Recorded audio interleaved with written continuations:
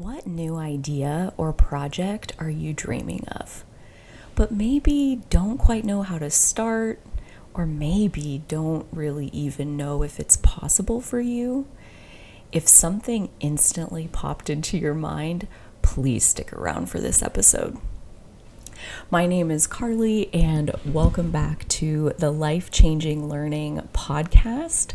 In this episode, I am going to talk about my best tips and creative process hacks that have really served me in moving my dreams into reality and bringing these creative visions and inspirations to life. And I do believe that they can help you too. I would love to hear, what is it that you're actually wanting to create? Like, what is it that is marinating in your soul right now that just is whispering to you and will not leave you alone and really wanting to come into your physical reality? Tell me in the comments. I would love to hear and offer some words of encouragement if I can. But the very first concept right out of the gate is to do it messy. Okay, one of the biggest pieces that I feel myself and that I hear from others is that, what if it's not good enough? What if my words aren't right? What if nobody buys it? What if, all of these worries about the outcome at the end. And the thing about it is that there's a lot of road between having the dream vision in your mind's eye and the outcome at the end, right? There's gonna be plenty of time to tweak and edit and to make it exactly how you want it to be before you ever show it to the world, right? Like, getting started is a very different set of creative hacks than how to get over that final hurdle of, I made the thing, I love the thing, and now how do I actually muster up the courage to put it out into the world where other people can see it? So for this conversation, we're really talking about the idea stage, okay, and how to actually bring it into the physical and take those first few steps. And doing it messy is my best advice. In another way to say that is to make a bad one. Like, to think that you're going to create something right out of the gate that's perfect and everyone in the whole entire world loves is just not really that realistic, Like, let me give you that medicine that, like, it's probably going to be mediocre before it gets good. And the thing about being willing to create something in the physical is that, when we're brand new at anything, we have to be willing to be a beginner. We have to be willing to be mediocre before we can practice and practice and practice and get great, which is totally possible. But in the physical, greatness, excellence, mastery, these things are the result of having done a lot of iterations on your creative process. So again, when we're sitting here with the brand new idea of the thing that we haven't done before, being willing to be messy and bad at it even is part of the process. And so giving yourself that permission that it can be bad, so what? Why is that a problem? Especially when it's just between you and you. This is where this conversation is really juicy, because it gets pretty deeply, pretty quickly into what you really think of yourself, where your self-worth is at on the spectrum of feeling completely worthy no matter what you do in the physical, or feeling so unworthy that it doesn't matter what you do in the physical. There's nothing you can do to allow yourself to feel like you have goodness within you. And this process of being creative is really a window into our self-worth. And so when we're talking about, so do it messy, just make a bad one, and your instant reaction is like, no, I can't stand to see myself fail like that. Like, we get into these ideas of, what does success and failure even mean? These are very subjective ideas, meaning every single person on the face of the planet has their own unique, personalized definition of success, of failure. Like, to think about doing it poorly, just make a bad one, you know? Like, if you can't write a good song, then write a bad song. If you can't, like, make a good cake, then make a bad cake. And I guarantee you will learn something from that very first process. You will learn something from going through the motions of doing it, right? Like, and if we get really bold and really far outside of our comfort zone, chances are we are going to come up with new questions, as far as like, we didn't even really know what the missing piece of our puzzle was until we got into the motions of it and we hit a wall, and then it becomes clear, oh, that's what I need to learn. But from the starting line, from square zero, where we are not willing to take those first few steps forward, it's really, really hard to see that. Like, the example that's coming to my mind here from me personally is I had a vision a couple years ago in 2022 that I was just on fire with it, that I wanted to host and facilitate a group coaching program where I would bring together about 10 people and we would go through this journey together. And I had the gist of it: soul revelation and spiritual business. Like, it's a getting to know yourself and how to take your authentic self and create a business around that. And was it perfect? No. Was it messy? Yes. Was it bad? I think that would depend on who you ask. I think it had value in it, absolutely. But like, was it the absolute best that I'll ever be capable of in my life? Absolutely not. It was the very first one I did. So in that process, though, I didn't even, well, when I go into it, this is a group coaching program, right? Like, here I am, I'm hosting this group coaching program. People signed up, we start off. It was about 3 sessions in when, like, I'm going through the motions, I'm sitting with the group, I'm talking with them, I'm hearing from them, I'm trying to help them, trying to hold space for them.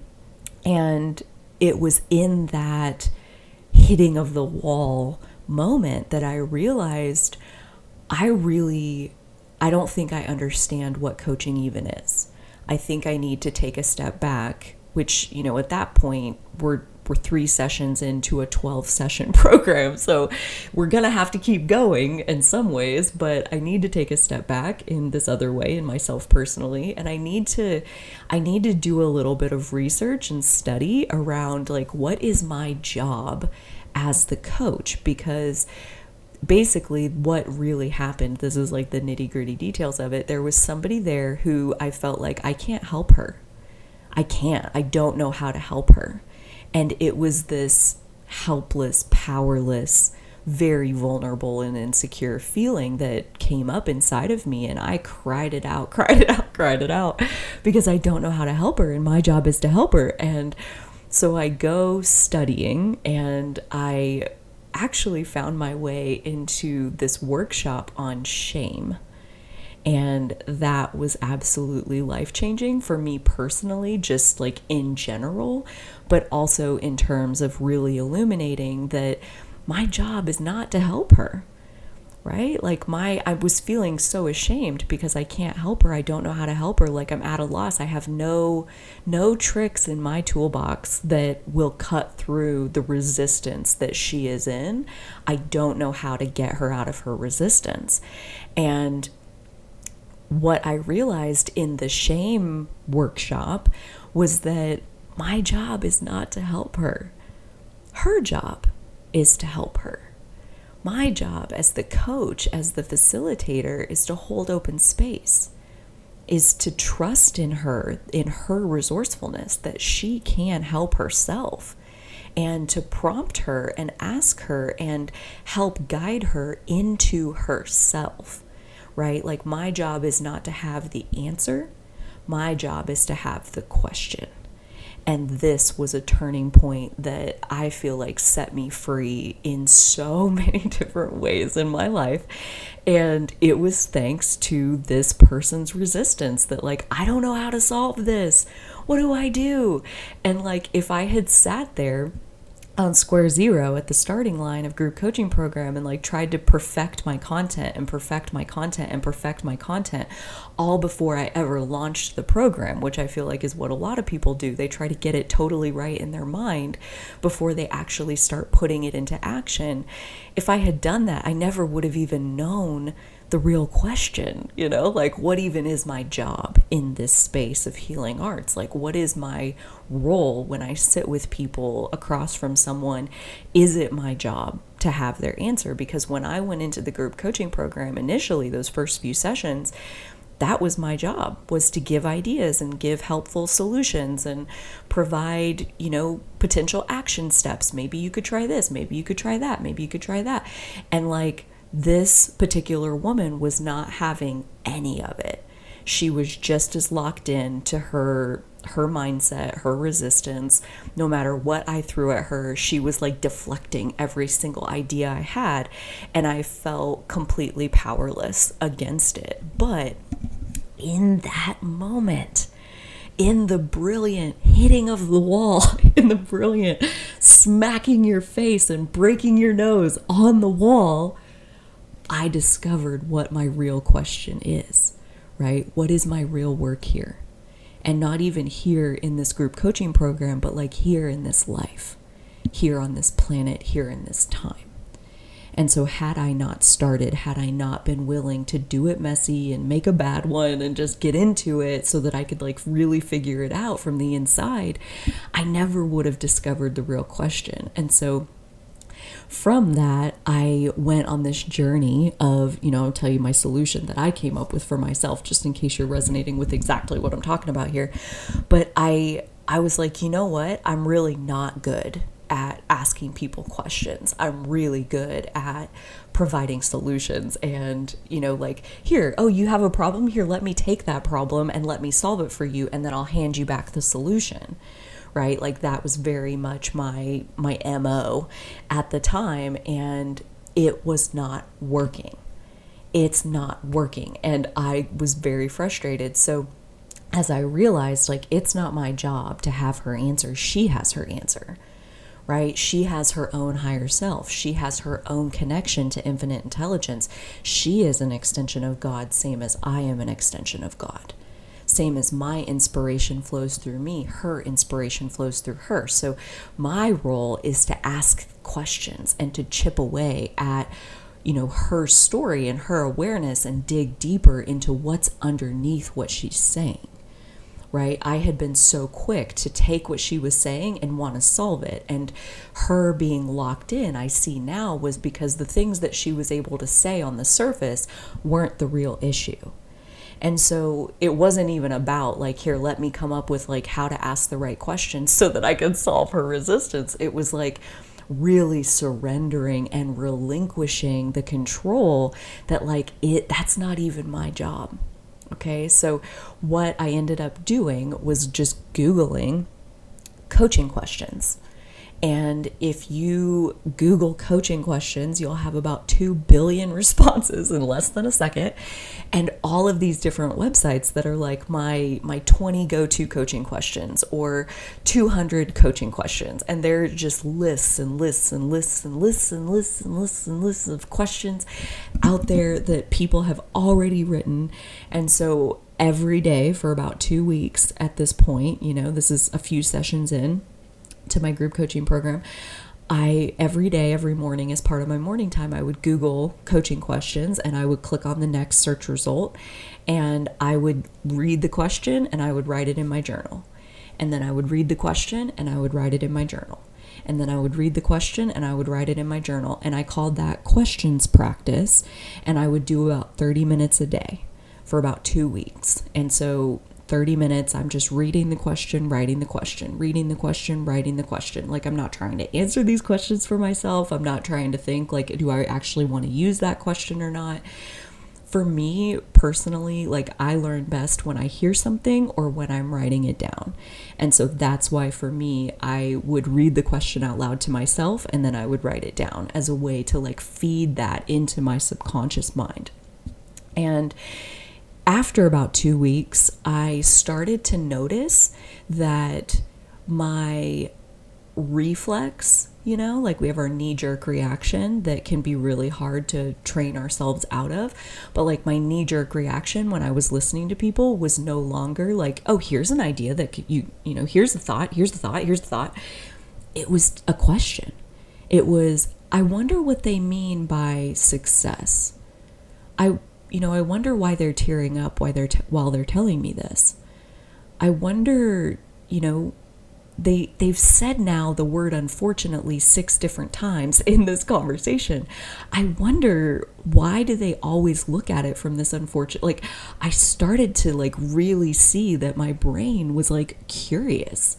I had successfully, in only about 2 weeks, trained myself towards curiosity. And at that point, after I noticed that shift, that moved me into the second stage of questions practice that I did for another couple weeks, very similar, 10, 20, 30 minutes a day. But this time in the second stage, I didn't Google a list. I was pulling out of my mind. And I was just like remembering and writing down every single question that I could think of. And sometimes the questions would repeat. Like a really common coaching question is, what else? So what else? And then you just sit there and wait for them to say what else, because there's always an else, right? There's always something else going on. As I learned from that first person, like there's always something underneath that is the real thing that's going on. And what somebody's able to offer initially is not the real thing. That's the safe thing. And so in order to get to the real thing, you got to process the safe thing and then dig deeper. And so for 10 to 30 minutes a day for a couple of weeks, I would make these lists of questions and just pull them out of my brain. And I noticed a shift in the coaching sessions over the course of that month, as far as like, I felt so much more fun happening for myself and therefore for the group in those sessions, where I was not putting so much pressure on myself, like not having so much anxiety going into the session. Like, what if they ask me something that I don't know? Well, it's not my job to know, right? Like, it's not my job to know. If they're asking me something that I don't know, like that's really irrelevant, because I have a question that can direct them back to themselves, because if they have the question, they also have the answer, right? So like, I feel like that whole shift of being willing to run into the wall, it opened my eyes as far as like, what is even the point of having a group coaching program in the first place? And it changed everything about the way that I work with people, about the way that I interact in conversations. It opened me up into my Grocery Adventure podcast, where I interview people, where my job is not to have answers or have thoughts, really. Like, my job is to hear the other person's story and to facilitate them telling it by asking the next question and digging deeper into their story. Like, I've heard recently somebody tell me multiple times, like, you're such a good question asker. And I freaking love that. I feel like it's one of the best compliments I've ever gotten, because of the story I just told you. Because there was a time less than 2 years ago when I was not a good question asker. I didn't even care to be a good question asker, let alone was a good question asker. And it wasn't until I was willing to dive in, do it messy, make a bad one, willing to run into the wall, confident enough to start, not confident enough to think I'm going to get all the way through this thing without having to learn something new. And the thing that we have to learn is often a surprise to us, right? We don't really know until it reveals itself as we go through the motions of the process. So doing it messy, being willing to make a bad one. Another analogy for that is that, like, if you're picture a cabin like out in the middle of the woods, the cabin does have running water, but you haven't been there in a couple of months. When you first turn on that water has been sitting in those pipes for months at that point. Maybe there's rust in the pipes, maybe there's sediment in the water that's now like in the flowing through the tap when you turn it on. The water that comes out first is really stagnant and yucky. Maybe it smells bad. Maybe it's brown. Maybe it's like a really funky red color. Like the water that comes out first, not great. You don't want to drink it. It's not appetizing. It's really not what you wish it was, right? Like I turned on this tap because I want clear, sparkling, crystal clean water that I can drink. And that water will come out. It absolutely will, but not first. That's not the water that's going to come out first. Before the crystal clear water can come out, we do have to clear the pipes. We have to let the gunky water run clear. And at that point, that is such a great analogy for our creative inspiration, right? Like, but when we haven't been creating regularly, when we have been kind of sitting with ideas in our mind and not willing to bring them into action and bring them into reality, that is the equivalent of your inspiration sitting still in the pipes. And at that point, please expect and just know that it is totally normal that the creativity that comes out first, maybe that's not going to be the Grammy winning song that you're, eventually going to see come out of you, right? Like, or the best cake you could make, or the best poem you could write, or the best video you could record. Like, it takes a willingness to engage in the process and let it come out, let it come out, let it come out, let it come out, let it come out. And then you notice, wow, like that was a really good one. That 43rd song that I wrote, right? Like that was a really good one. And eventually that's guaranteed. When you have clarity, when you have clear inspiration moving through you, when you can take an idea from your mind to action in less than a minute, right? Like that's clear water gonna come out of those pipes.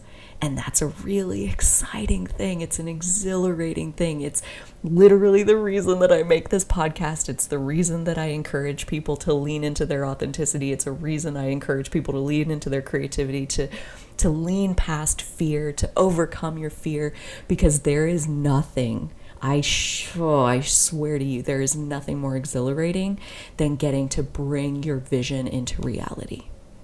It is life-giving. It's breath. It's life force energy. It's like the opposite of depression and lethargy. It's being exhilarated.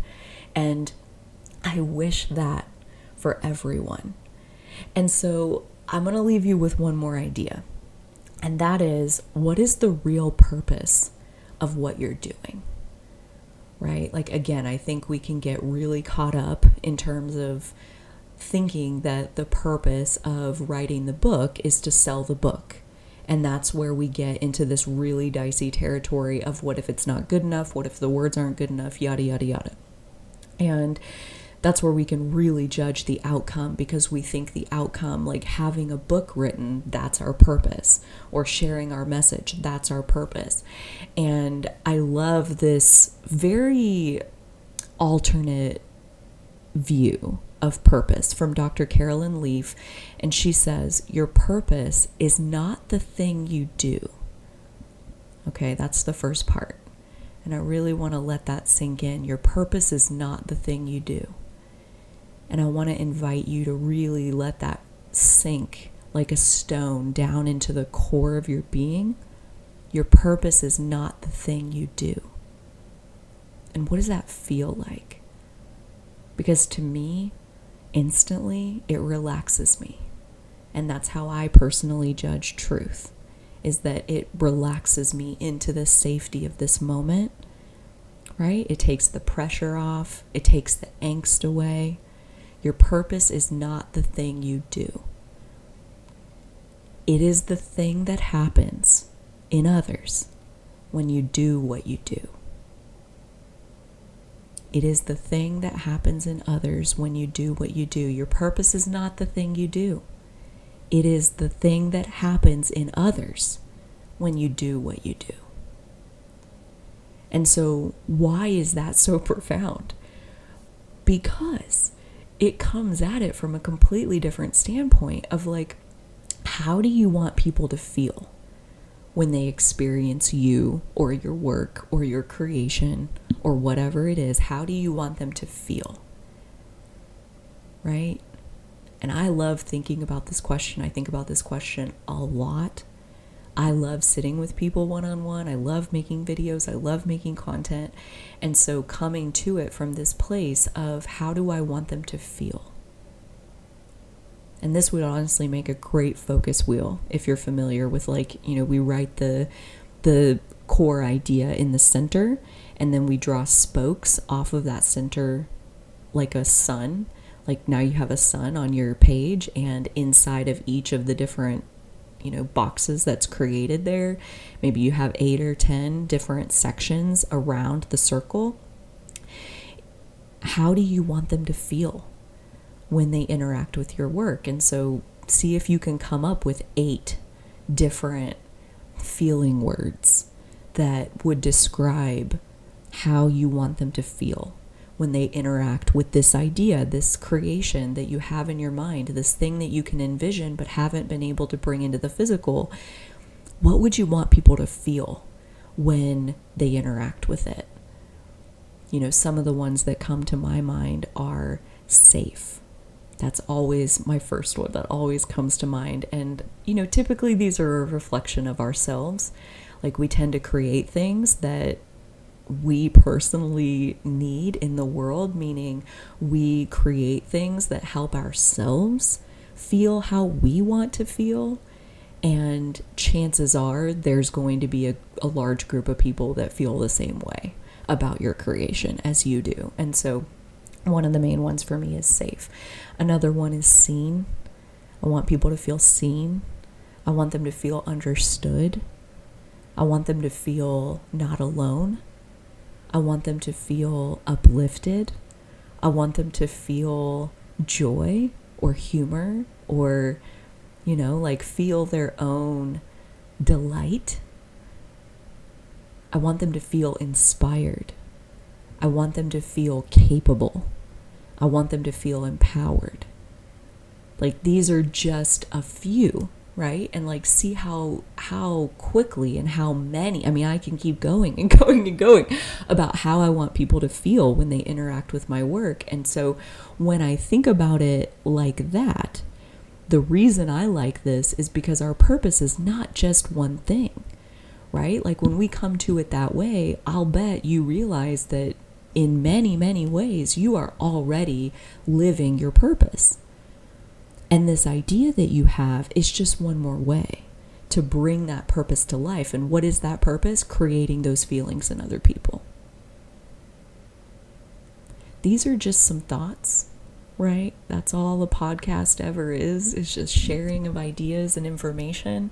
I would love to hear in the comments, one, about the idea that you have and what you are itching to bring into the physical reality of your life, and what really stood out to you from this episode that possibly wiggled loose a piece of your own resistance that possibly allows you to bring that much more of your inspiration into being. Because I promise you there is nothing more exhilarating than that. Oh, dear friends, thank you so much for hanging out with me. It is my pleasure to connect with you here on the Life Changing Learning Podcast. Thank you so much for joining me. Until next time, do take such good care of your beautiful, inspired selves. You absolutely deserve to get to create whatever it is that you can envision in your mind. And I'll see you on the next one. Okay, bye.